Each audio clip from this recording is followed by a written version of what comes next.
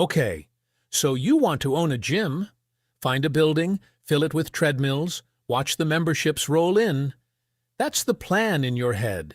And honestly, it's not a bad plan. Walk into any gym on a weekday evening and it looks like the easiest business in the world. Every treadmill is taken. The weight room is loud. There's a line at the front desk. You watch that scene and you think, this place must be printing money. More people, more memberships, more money. Simple. Here's the problem. You are looking at the 1 hour of the day it lies to you the most. The truth is that a gym is not really a fitness business. It is a subscription business that happens to have dumbbells in it. And the moment you understand that difference, everything about how a gym makes money and how it quietly loses money starts to make sense. Let's start with what it actually costs to get in the door, because the price tag is a lot more complicated than renting a space and buying some equipment. There isn't just one type of gym. There are several, and each one is really a completely different business wearing the same tracksuit. At the bottom end, you have the budget gyms, the $10 to $25 a month chains that fill a building the size of a supermarket with thousands of members and make their money purely on volume. One location like this can hold 5,000 to 8,000 members and still only needs a skeleton staff to run it.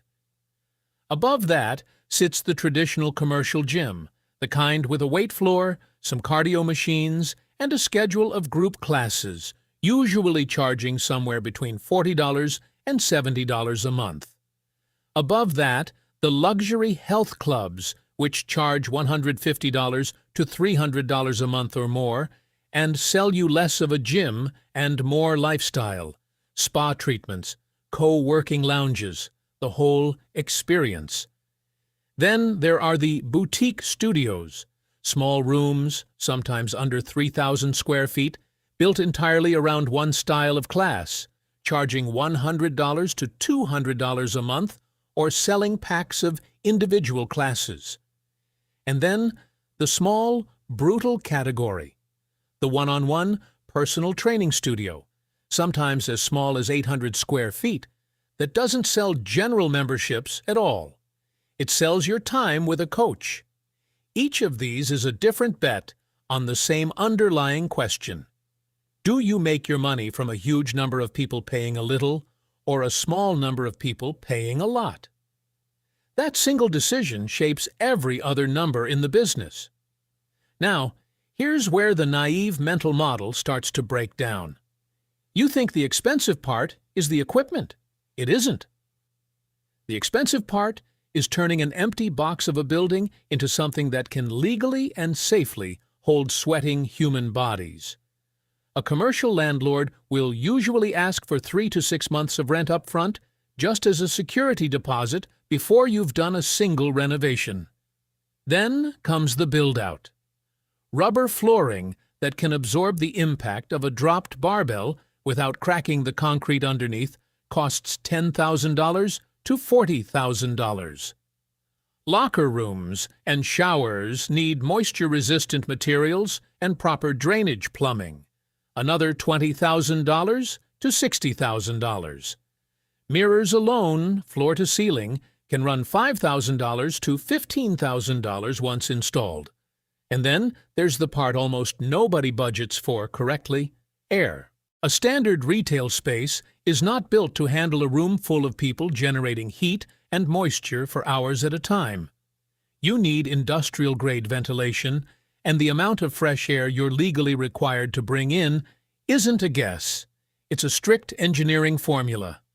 Building codes require roughly 20 cubic feet of fresh air per minute for every person exercising in the room, plus a small amount for the square footage itself. Run that formula on a 5,000 square foot gym floor with 100 people on it at peak time, and you need over 2,000 cubic feet of fresh air pumped in every single minute. That's not a fan. That's a full HVAC system upgrade, and it can cost anywhere from $20,000 to $60,000 before you've sold a single membership. Add up the deposit, the renovation, the licenses, the insurance, the opening marketing push, and a cash reserve to survive the slow early months. And even a modest mid-size commercial gym can require $300,000 to over $1 million just to unlock the front door. Equipment is the next trap, and it's a bigger one than people expect. A single commercial-grade treadmill costs $3,000 to $8,000. A gym needs 8 to 15 of them just for a baseline cardio section. Selectorized strength machines run $1,500 to $5,000 each, and a real gym floor needs 12 to 20 of them. Add power racks, dumbbells, benches, and accessories, and the equipment bill alone for a mid-size gym can land anywhere between $50,000 and $250,000. Here's the decision that trips people up. Do you buy the equipment outright, or do you lease it? Buying outright means it's an asset on your balance sheet, and there's no monthly lease bill hanging over your head. But buying drains your cash reserves right when you need them most, in those first uncertain months before members show up in numbers. And treadmills don't last forever. Heavy daily use wears a machine down in a way home use never would. Leasing sounds like the smart move. Small monthly payments keep your cash free, and you can upgrade the equipment every few years so it never looks dated. Sounds great, right? Here's the catch. Lease financing on equipment can carry an implicit interest rate around 8% to 12% a year, which means over the life of the lease, you end up paying meaningfully more than the equipment was worth. And the lease doesn't care whether your gym is doing well. If membership dries up and you have to close the doors, the lease payments don't stop with you. They are a contractual obligation that follows you right out the door. Neither option is wrong, but whichever one you pick, you've just locked in a large fixed cost that has to be paid every single month, regardless of how many people walk through your door that day. Then there's a second layer of hidden cost that catches almost every first-time gym owner off guard, and it has nothing to do with treadmills. It's the music. Playing background music in a commercial space is not the same as playing it in your living room or through a personal Spotify account. In the United States, any business playing music for its customers is legally required to pay for a public performance license. And there isn't just one organization to pay. There are several performing rights organizations like ASCAP, BMI, and SESAC, and a gym typically needs to be licensed with more than one of them at the same time. The combined bill for a single location can land somewhere between $1,300 and $4,000 a year. Skip this, and the risk isn't small. These organizations send auditors into commercial spaces specifically to check for unlicensed music. Under federal copyright law, statutory damages for willful infringement can run from $750 per song all the way up to $30,000 per song, and as high as $150,000 per song if a court decides the infringement was intentional. A gym owner who assumes a personal streaming subscription is good enough for the sound system has quietly taken on a legal risk worth far more than the license fee would have ever cost. Location is the next decision most first-time owners get wrong because they think a good location just means somewhere with a lot of people nearby. It's much more specific than that. Roughly 80% of a gym's membership base comes from within a 10 to 15-minute drive or transit ride of the building. That's it. That's your entire addressable market. Not the city, not the metro area, a 10-minute radius. Inside that radius, the income level of the people living there has to match your pricing. A luxury club charging $200 a month cannot survive in a neighborhood built around a budget income base, no matter how nice the equipment is. And a high-visibility storefront in a major city can cost anywhere from $30 to $120 per square foot per year in rent, compared to $12 to $20 in suburban or rural areas. Pick the wrong side of that gap, and you've committed to a rent bill that requires a membership base your neighborhood simply cannot supply. Now we get to the part of this business that actually explains everything else, the membership itself. Picture a coin flip, except instead of heads or tails, imagine every person who signs up for a gym falls into one of two futures. In one future, they show up 3 to 4 times a week, every week for a year. In the other future, they show up twice in January, feel good about themselves, and then never come back while still paying every month. Which of those two members is more valuable to the gym? It's the second one, and this is the single most important idea in the entire fitness business. So let's slow down and actually do the math. The person who comes 4 times a week uses hot water for showers. They put wear on the treadmill belt. They need towels laundered. They take up floor space during the exact hour when the gym is most crowded, which can annoy other members and push them toward canceling. Every visit costs the gym a small amount of real money and a small amount of real capacity. The person who signed up in January and never came back costs the gym almost nothing. No hot water, no towels, no wear on the equipment, no crowding. They are, in the language of economics, a customer whose cost of service is close to zero, while their monthly payment keeps arriving like clockwork. Every dollar of that payment flows straight to the bottom line. Industry data consistently shows that around 2 out of every 3 gym members rarely or never use the gym they're paying for. Read that again. The majority of the revenue base of a typical low-cost gym is coming from people who are not exercising there. This is not an accident. It is the business model. Think about the building itself. A gym with 6,000 or more members could never physically fit even a fifth of those people on the floor at once. The fire code wouldn't allow it, and the equipment wouldn't be enough. A typical gym floor might be legally capped at somewhere around 200 to 300 people at a time. If even 10% of a 6,000-member gym showed up simultaneously, you'd have 600 people trying to fit into a room built for 250. It would violate the fire code within minutes. So, the gym isn't selling access to a room, it's selling a statistical bet that most of the people who buy a membership will not use it at the same time, and a large chunk of them won't use it at all. The building only has to be big enough for the fraction of members who actually show up, not the total number who pay. This is why gyms don't secretly want every member to become a daily regular. A gym full of daily regulars would need a much bigger, much more expensive building with much higher utility bills to serve the exact same number of paying customers. The forgotten membership, the one sitting unused in someone's bank statement, is quietly one of the most profitable customers a gym can have. There's a seasonal wrinkle to this whole picture that shapes the entire financial calendar of a gym. Roughly 12% to 15% of all annual gym sign-ups happen in the single month of January, driven by New Year's resolutions. Gyms lean into this hard. Discounted joining fees, low-cost trial offers, a burst of advertising spend concentrated into just a few weeks. That single month can hand an owner a large injection of upfront cash and a wave of new monthly billing. But the same wave that comes in fast goes out almost as fast.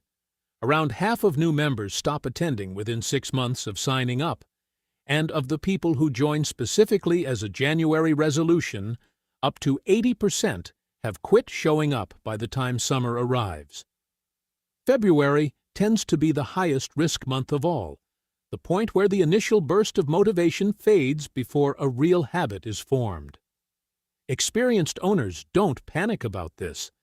They plan their entire cash flow around it, using the January surge to build a reserve that carries them through the quieter summer months when new sign-ups slow down. The owners who get caught off guard are the ones who spend that January windfall as if it were a permanent ongoing level of revenue instead of the seasonal spike that it actually is. Why do people keep paying for something they don't use? Part of it is optimism at the moment of signing up. The membership feels like a down payment on a future version of yourself. Part of it is what economists call a commitment device. Paying for the gym is meant to be the thing that forces you to go. And part of it is pure inertia. Canceling requires admitting the plan didn't work, and for a monthly fee of $20 to $40, most people would rather quietly keep paying than confront that.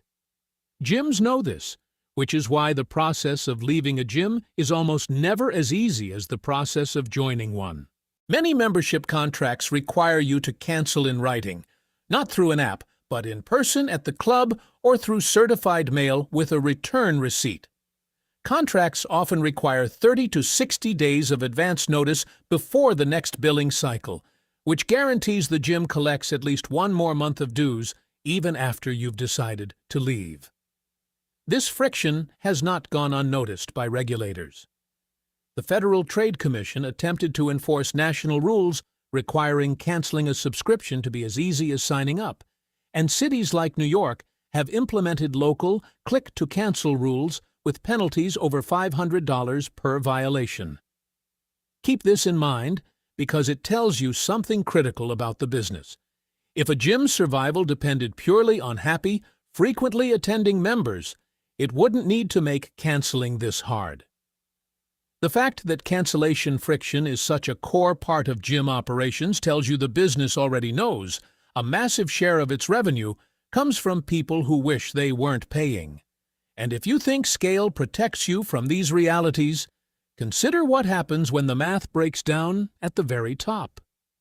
Meet Bally Total Fitness. At its peak, it was the largest health club chain in the United States, with locations nationwide and a business model built on aggressive long-term membership contracts, often financed over several years like a car loan. On paper, the model looked brilliant. Lock members into years of guaranteed payments, and you've secured your revenue in advance. But how does the largest fitness chain in the country end up filing for bankruptcy not once, but twice within the span of a single year? The answer isn't that people stopped wanting to work out. The answer is structural. The aggressive sales tactics and financing contracts triggered massive consumer protection lawsuits and accounting investigations. The company had built its empire on debt and contractual promises rather than genuine member retention. And when the legal and financial pressure mounted, the whole structure gave way. Bally filed for bankruptcy in 2007 and again in 2008 before its assets were sold off. A similar story played out with 24-Hour Fitness, which collapsed into bankruptcy not because people stopped exercising, but because it had taken on massive debt relative to its cash flow. When that debt came due, scale alone couldn't save it. Neither of these companies failed because nobody wanted a gym membership. They failed because the math connecting fixed costs, rent, debt payments, and equipment financing to actual reliable cash flow broke down. A gym with thousands of members and full parking lots can still be one bad debt structure away from insolvency. So, how does a gym actually make money in plain mechanical terms once it's past all of this? The core engine is simple: monthly dues multiplied by the number of members minus fixed costs. If a gym has fixed monthly operating costs, rent, payroll, equipment payments, utilities, insurance, software, of around $30,000, and it charges an average of $60 a month per member, then it needs 500 paying members just to break even. Below that number, the gym is losing money every month. Above it, additional members are almost pure profit. Because remember, the marginal cost of an inactive member is close to zero. That's the good news. Here's the volatility. New gyms typically don't reach that break-even membership count on day one. It can take 12 to 18 months of accumulating members before the facility crosses into profitability. and every one of those months burns through the working capital reserve the owner set aside before opening. If the pre-opening sales push is weak, or if a competitor opens nearby during that window, the runway can run out before the gym ever turns a profit. And membership itself isn't a stable, permanently growing number. The industry average for annual member churn sits around 30% to 40%. If a gym has 1,000 members and loses 3% to 4% of them every month, it has to acquire roughly 300 to 400 new members over the course of a year just to stay exactly where it started. That's not growth. That's running in place. This is where a second revenue stream becomes essential: personal training. A trainer working one-on-one can only train so many people. At a typical rate of $75 per session, capped at roughly 25 sessions a week, to avoid burnout, a single trainer working purely one-on-one tops out at around $95,000 to $100,000 in annual revenue. That's a hard ceiling. You cannot add more hours to a day. The way around that ceiling is training multiple people at once. A coach running a semi-private session with 4 clients, each paying $35, brings in $140 for that single hour, nearly double the rate of one-on-one work, while each client individually pays less than they would for private coaching. This is why so many gyms have shifted towards small group training formats. It breaks the one trainer, 1 hour ceiling. Of course, the gym doesn't keep all of that. Trainers typically take a commission of 40% to 50%. But across a full roster of clients, training tends to be far more profitable per square foot than a basic floor membership ever could be. One dedicated personal training client can be worth dozens of members who barely use their card. Now, let's put all of this together and look at what actually happens over a full year, because this is where the two very different versions of this business reveal themselves. In the optimistic scenario, you've picked the right neighborhood, hit your break-even membership count on schedule, kept churn on the low end of normal, and built a healthy group training program. Under those conditions, a mid-size independent gym can generate somewhere between $600,000 and $1.2 million a year in revenue, with a net profit margin of 10% to 20%. That can translate to an owner take-home somewhere between $80,000 and $180,000 a year, a genuinely solid outcome for the work and capital involved. In the realistic scenario, 2 or 3 normal things go wrong. Churn runs at 40% instead of 25%. A new budget chain opens 2 miles away and pulls price-sensitive members away with a cheaper monthly rate. Equipment starts needing more frequent repairs, adding another $1,500 to $3,000 a month to overhead. Utility bills spike during peak summer months. Under those conditions, that same gym can slide from a comfortable double-digit profit margin into single digits or an outright net loss. And even while the parking lot outside still looks reasonably full most evenings, the difference between those two outcomes can be well over $100,000 in a single year.